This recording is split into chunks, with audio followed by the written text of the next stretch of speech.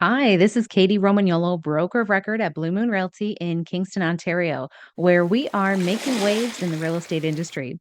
Today, I will show you how to set up a prospect search in Realm. Now, these videos are designed for agents as quick and to the point, helpful details to boost your productivity and workflow. So be sure to give me a thumbs up if this video was helpful and hit subscribe for more valuable content for your real estate journey. So let's jump right into this. You're first going to be logged right into your dashboard here in Realm, and you're going to go ahead and look at the top bar to add a contact. This is a very important first step that we always want to do before doing a prospect search. It's going to save you from a little bit of the disjointedness that might happen if you do a search first. So you'll see we've got Jennifer Lopez here, who is well on her search already. So we're going to want to add a new contact. The first button you want to hit is over here, your action button to the right at the top to select add new client. In the next pop-up window, you will be able to enter a bunch of details that might be relevant that you want to store for your database, but there's three categories that are mandatory for Realm in order to set up a prospect search. That is going to be the first name, last name, and email address for the person you want to send your notifications to. You are going to do this individually for clients. So if you have a pair of people who are purchasing together, a partnership, then you want to individually add both people as a new client so that they can have access to the Realm app. And that's going to help them to navigate, do searches on their own, and just have a lot more functionality than receiving a simple email. You do have the option as well instead to create a group in which you can add multiple email addresses, and they're not necessarily getting access to the app for functionality, but all of those people can receive an email together at the same time to their individual addresses that are relevant to the search you are setting up for them. So I will show you both, starting with if you are creating for a single new prospective client or current buyer. So let's go ahead and get our client's first name in here. And next we'll go ahead and add the last name. Well, you can see maybe I watch a little bit too much of my favorite shows nowadays, but let's go ahead with Eloise here as our client who is looking to be set up as a prospect search as a new buyer. Now, you can go ahead and put in phone number, but we are going to do just the basics here with the email address so we can get notifications going in the app sent out to her. I'm going to go ahead and use my email address for the time being. So this next part at the very bottom here is really important because it gives you two options for how you're going to save this contact. The first one, save, gives you the option to either just save this in your database, you're going to come back to it later, or maybe you have someone who doesn't want to necessarily take advantage of all of the tech tools that are in the Realm app. And they just want to do the notifications where they're going to get an email sent to them to see listings that are becoming available for what they're looking for. That's what you would use that save button for. Now, the save and invite, your second option over here to the right, is giving you the option to not only save the contact and this information, but also to send an email to the address that you have entered here for them to be able to get access into the Realm app. So this is where you can set up notifications for them to receive notices of new listings right through the app. They can also have a lot of interactive features. If you haven't checked out the workflow for how the app actually works and the information that your clients would receive, I highly suggest setting yourself up as a contact here first as a client and go ahead and save an invite with your email address so you can see what that client, what that prospective client is going to be viewing when they get your notifications as well. So handy to know the difference between. Now, one of the things that you can also do if you wanted to just send emails to a group of people that I mentioned in the beginning of this, where everybody is receiving emails of all the properties that they're looking for, but nobody is accessing that app, it's just information, you can change your first and last name here to maybe a group name for a certain amount of people that you identify as working together or wanting notifications together. And then when you add their email addresses, you are going to hit this plus here for add email. When you do that, you're going to be able to add another option for an email address to receive as well the same search details that we're going to connect to this client contact later on. So you can add quite a few here. You can keep adding if there's several people that you want to have in this group all receiving emails. Again, this is not access into the app. You're just going to use this for sending group email of search notifications to a certain people who have the same criteria. If you are accidentally adding these and you are not wanting to send emails to a group of people, you want to make sure to go ahead and remove, because you will get an error message when you're saving that there is missing information. And really, it's just asking you to delete those email address slots because it thinks you haven't added those email addresses yet. So when you're ready, you're going to go ahead and click save and invite, because I want to take you through the scenario of giving your client access to the app, which is the best user experience that you can give for all of the tech tools you have access to. You're going to get the pop-up window that shows the standard message that is already pre-populated for you for an invitation that is sent by email to your client. So you can go ahead and actually change the details in here. You can create something that's more custom to the language that you would prefer, or you can maybe eliminate things that aren't relevant to what you are doing in your business. Maybe you're not working with rental properties, maybe you're working with commercial properties, so you want to take out the word home. Whatever it is that's going to be most aligned with how you do your business, you can change the body of the email here.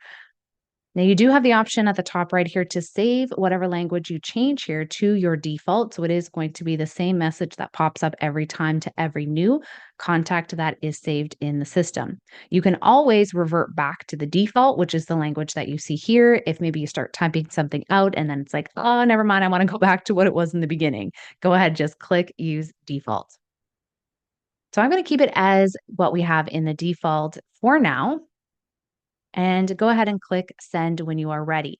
Now, I will mention before you do that, when you set up your profile initially here, you are going to have at the bottom after this pre-populated text, you will have your email signature. So not to worry, you don't have to go down and start entering your name and email information here, anything that you want for your signature. That will automatically show up based on what you have saved in your profile.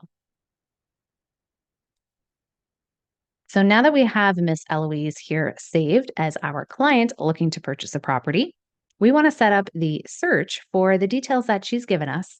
So you're going to go ahead to your top banner here and click search. The default screen that appears is what is called the consumer view. Now, you can actually change this if you would like everything to be shown in a little bit of a different way. So moving over to the top right here, you've got the option for different layouts. So consumer is what we see right now. This is where you have the map towards your right. You've got the listings that are populating on that map over to the left to see. You also have the option to view information as the map and card. So this is giving you the card being the filters that you're going to change the information, your search criteria, and you still have the map that you can reference, but you also have the little thumbnails of the different properties to view. You can also change this to just map and table if you find it easier to navigate what you're seeing by having a list down here. And the other option that you can do is just table. So this might be where you want to enter all of your criteria in the search filters here, and then you get your list that is created for yourself on the side here. And lastly, you have just the map if you are a high visual person and you want to be able to see what's going on at a greater landscape. So I'm going to go ahead and hit consumer because it gives us the option to see the little thumbnails to the side here as well, and take you through how you're going to do your search filters. So first of all, you want to search the location that you're actually looking for. So this client is looking in the Kingston area. So we want to make sure and click on our filters here at the top, location first. Now, there's a couple of different ways that you can search this from maybe the other systems that you are migrating from or have used in the past. The first option you have here is area, where you can search a broad area. And the one thing that I do really like is you can start typing in if you have an idea of where you're searching, and it will pop up automatically for you. So this client's looking in Kingston, so we want to start narrowing it down to Frontenac. And it is going to pull us over to have the actual margins of where it is that these properties are in Frontenac. So maybe I also want to get a little bit more specific for the municipality. So same thing, we're going to automatically, because we've got Frontenac shown here, we get the options for how we can narrow it down. So maybe we're just looking specifically for Kingston here. And maybe we want to get super specific on an actual community that Miss Eloise here wants to live in. They are inputting currently, as we speak, all of the Kingston area community boundaries. So they're not going to come up as much as you're going to see in some of the areas. But in the future, when we have this completed very shortly, what's going to happen is you'll have the list of the different communities specific to the Kingston area, if that's where you have this connected into. So the other thing that you can do that is really helpful, again, is really just always typing in what it is that you want. Rather than having to always use the drop down menu and to search, you can if you don't know the name of something, but you can also just start typing it in. So we are going to keep it at what we have here, and we're going to go ahead and go to the next one for sale in our filters. Now, when it comes to sending a prospect search, you're only going to have the option to send available listings, not sold data that might be connected into unavailable. Now, you can obviously search in unavailable properties or things that have been canceled or terminated or expired, but it's not going to give you the option to actually set that up as a prospect search for your client. So it will give you a pop up window that says there's criteria checked off that you are not going to be able to send to your client if you choose this unavailable as well. So what we're going to do is uncheck it. Anything that is highlighted in this blue box is selected as something that you have that's highlighting the options in your map over here. Now, again, we have a little bit lesser properties that are going to be showing at this point in time when I'm recording this, as in the future, as more and more listings are getting onboarded and the system is getting up and running. We are just transitioning over to using ProptX in the Kingston area. So it may start to look a little bit differently for you depending on when you see this video. So say we've got, okay, for sale properties, we've got them that are available. I want to click next over on freehold.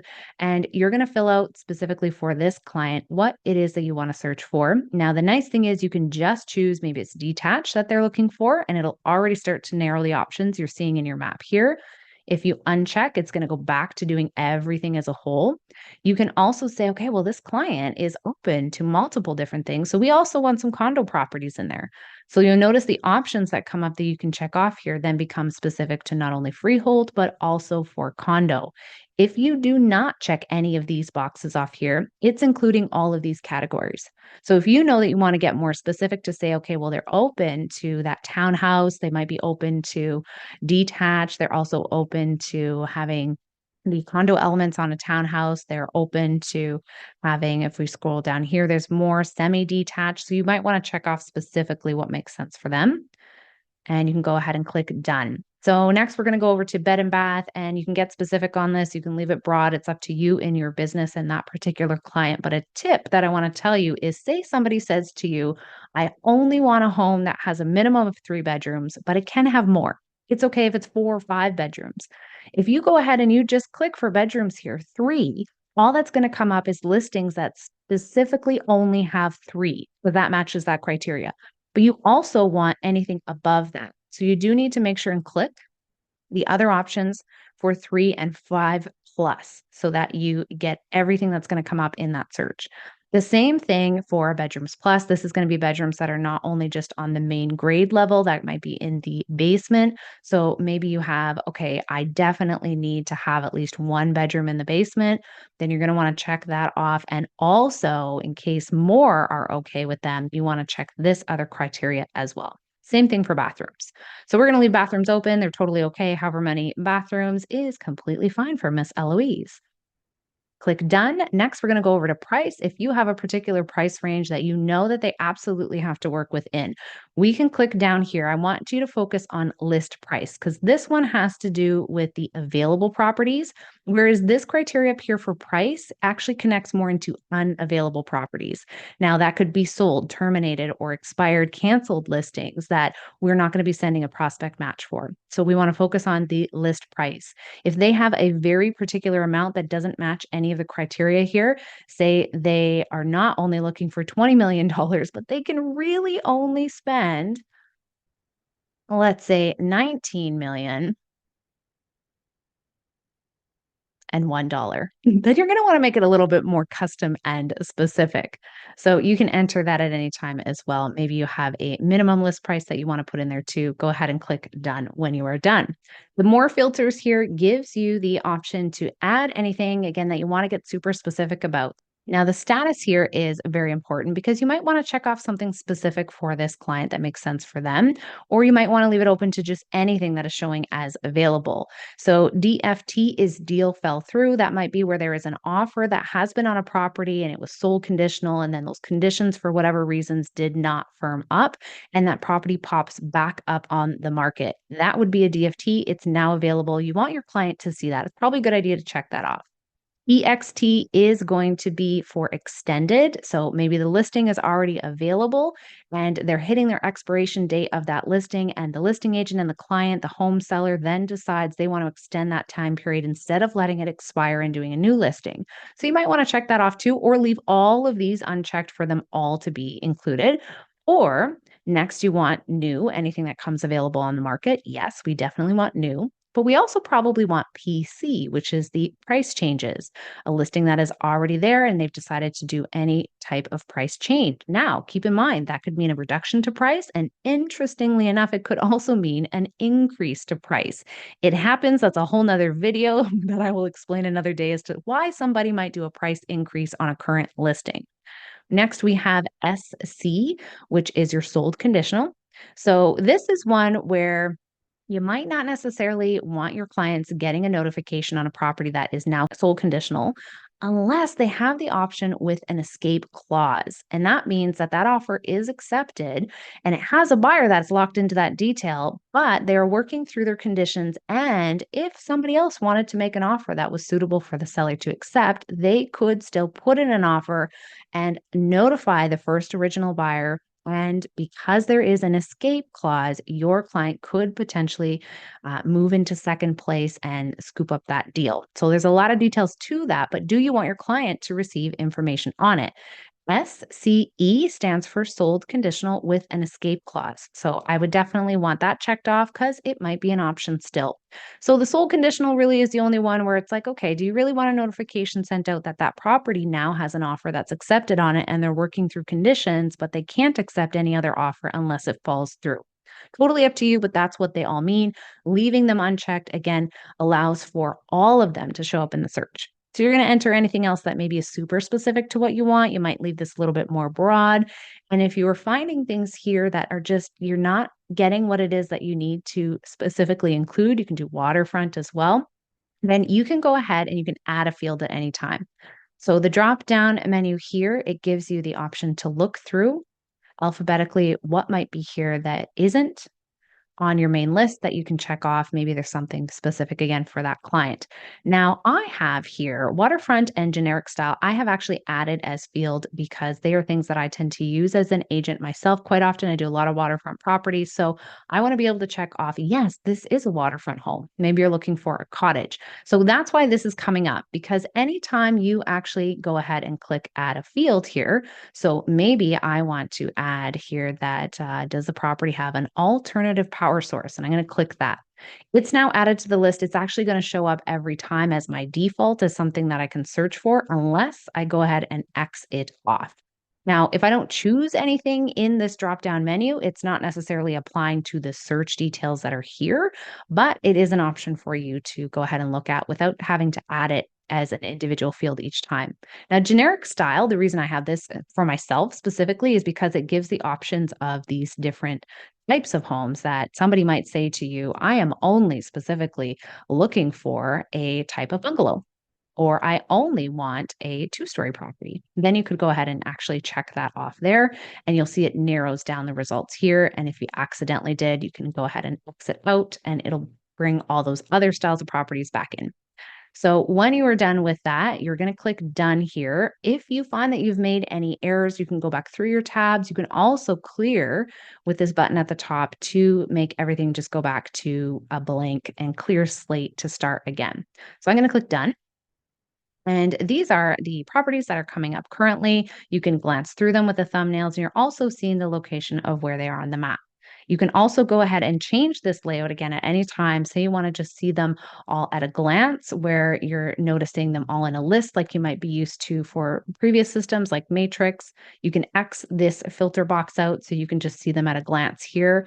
You can also narrow properties down if you're just viewing things at the time by checking boxes off and clicking your narrow box up here. I don't have anything checked off yet, so it won't let me. Say I only want to see these three for whatever reason on my screen. This narrow button here at the top right then allows you to narrow down all the other ones. If you realize, oh my goodness, where did those go? I want to still see all those properties. You are going to unnarrow them. You're going to expand them back up, and there they are back. So I want to send and to have all of these be the search criteria for this client. So what do I do next? So we're going to go over here and click at the top right on searches. Little drop down menu is going to come up, and you want to save this as a search. So you're going to get the option here that you're going to see the clients that you have added the contacts for here and a bunch of other information. The first thing you want to do is save this search as a name. Now, the name is not only identification for you to notice, okay, what is this search particularly about when you're looking in your system, but please note that it is also what the client sees. So make it easy and make sense for them. So for Miss Lady Eloise here, we're going to do her dream home in Kingston. So next I'm going to save the client contact by clicking on Eloise as to who I'm going to be sending this to. And next I want to decide how the notifications are going to be received for both myself as the agent and for the client. So over here on the right, you're going to notice notifications for me. So do I have the app downloaded as an agent? I would highly suggest that you do so and use the tools that are in there. So I might check off, yeah, I do want the app notifications. I might want to receive the email as well. And you can choose here if you're going to receive it daily or if you're going to receive the real time. So the second that something gets posted or has a change that's made that's relevant to your search, are you going to receive that email immediately? So real time, if you're in an area where there's a lot of properties that are listed, maybe there's 20 homes that are listed each day, then if you have it set up to real time, note that you are going to get an individual email every single time there is a new posting. So that could be 20 new emails a day. Whereas if you set it up to daily, then that's going to send you one email at the end of the day with all of the listings in one email itself for you to navigate through. So it's also the same when it comes to the client, and it might be an important detail to mention to say, hey, just so you know, it's really great if we are receiving notifications immediately if it's a hot search, right? And that client needs to get out there and see homes as immediately as they can. But also, if it is somebody that finds it a bit overwhelming to receive that many notifications, you just want to maybe navigate that conversation by saying, hey, if this becomes too much information, let me know. I can always adjust your notifications. And so the next one for the client, same thing. Do they have the app or are you just sending it by email? This is where you do get to choose. If you have somebody that is not super tech savvy or they don't want to be logging into an app or using any of the other characteristics in there, you can choose for them just to receive an email. And again, do they want it daily? Do they want it in real time? Now, maybe we want to do both here. Maybe we want an email that's sent out to the client. We also want them to receive app notifications. And we are going to keep these email notifications at real time for everybody here. And if there is anybody else for emails that you want to be added in here, so maybe Eloise has her dashing partner that needs to be added into the search here so that they receive emails as well. You can go ahead and add that into there. And that way you can go up to 20 different email addresses for different people without adding individual contacts if that makes the most sense for you. Now, these people that you're adding the email addresses to here, they do not get the app notifications. They're not logging into the app and getting the other features there as a client, but they are getting the email updates for potential new listings. Now you can decide with your email format too if you want to have the larger photo, the thumbnails that are coming through, or if you want to do the smaller ones, it's up to you. You can play around with that, send them to yourself to see how you like it. And you can also save this as the client's default search. So, what that would mean is if they are using the app itself and they're logging in and they're doing a search where they're looking for properties as well through your side of the system, then the home screen that's going to show up for them is the search criteria that you have saved here today. So, this would be the dream home in Kingston, where we've got The criteria set up for $19 million and one for her to find her property that she wants. Now, if you do not check this off, it's just going to allow her to start putting in whichever search criteria that is relevant for her. If you do have this checked off, though, she can still change it. It's not to say that's the only thing that she would be able to search for in that app. So, completely up to you. When you are ready, we're going to go ahead and hit that save search. So, a last important detail here that I will mention is when you go ahead and save that search, the thing that is not going to happen is you are not going to get an email that sends to that client on the very first time with this entire list of properties.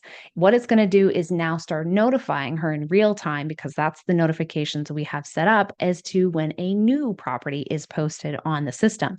So, we also want to make sure, because we've just started working together, Eloise and I, as to, okay, well, I want her to know that I think there's like probably a bunch of great properties here that might match her criteria that she wants. So, what I'm going to have to do is also send an email, and I want to actually check off all of these properties. I'm going to clear this box out of the way so you can see here the list that I'm going to check off all 28 results here with this box at the top. I could go through and just check off a few that I think are relevant, but I'm going to let her see everything that's on the market. So I want to send off a second email here that's going to say, hey, and this is also everything that is available currently. So you're going to navigate over here to your action button at the top right, click your drop down, and you've got a bunch of different options you can play around with in here for another day. But we want to do specifically is we want to email this. So you're going to get your other pop-up window here, and you can change any of the text that you want to say to your client here. You're going to notice that all the listings are selected, all 28 there. You can see that the format is either the small or the large photos. You can see how it changes in the email. If we go back to small, so I like them to be nice and big, you can see that you are getting the client view that you are sending here, which is most appropriate because they are not a broker. And you are going to enter the email address to send to your client. If I start typing in Miss Eloise, then her contact comes up. And I also have checked off here that I want to CC myself because I want to know that this email went through. I want to see what she's seeing, and it's just a record for me. I could also do it by BCC, which means it's blind. So the client does not see that I have also included any email address here as someone that is receiving that same email. You might want to change your subject here to say, hey, here's all the wonderful potential dream homes in Kingston for you that are currently on the market. Again, here at the bottom, you don't have to worry about writing your email signature after this. It is auto going to populate in there for you based off of what is saved in your profile. So when you are ready, you're going to go ahead and click send so that that email goes through with the list of properties. You'll get that your message is sent. We'll hit OK. And bingo, we are ready to go. Now, let's say that this particular search is a bit of a long-term search. Let's say this client is just starting out, but it's taken them a while to get to where they're wanting to go. The important thing to know is that these searches are set up for a default of 3 months. So once you start to get to the end of that 3-month time period from now, when you initially set it up, you will get a notification reminder as an agent to say that this search is about to expire. And you can go into the contacts here at the top and say you're on Miss Eloise and her search is about to expire. Then you're going to click on the right at the top here with your 3 dots to get some options. Now, if this was up for expiry, you'll have the option to renew at this time, but you can also go into edit this contact if you need at any time just to update email address or maybe some additional details that you want to add in here. And the last thing I'll leave you as a tidbit is if you are wanting to make any changes to the notifications on a search criteria itself, you are in the client's contact. You're going to click on searches here. So you'll notice we have our dream home in Kingston that is set up as a search, and we want to be able to change the notifications on this one. So we're going to go ahead to the 3 little dots over beside the search, click on this and go to settings. If you wanted to delete this completely, it's no longer relevant. You can delete that from the client. Or we go into settings, we just want to update some of the notifications. Say Miss Eloise here has said, oh my goodness, I am getting so many emails every day. I can't keep up with them. Can you please make it a list just once a day for me? Here you can go in and change for the client to daily. Easy, easy, easy. And just go ahead, click save search when you're done. I hope that was helpful. Thank you for checking out my channel today. If you're looking for more ways to grow your business, stand out, and make an impact in your community, check out other videos. There is tons of more content being added daily.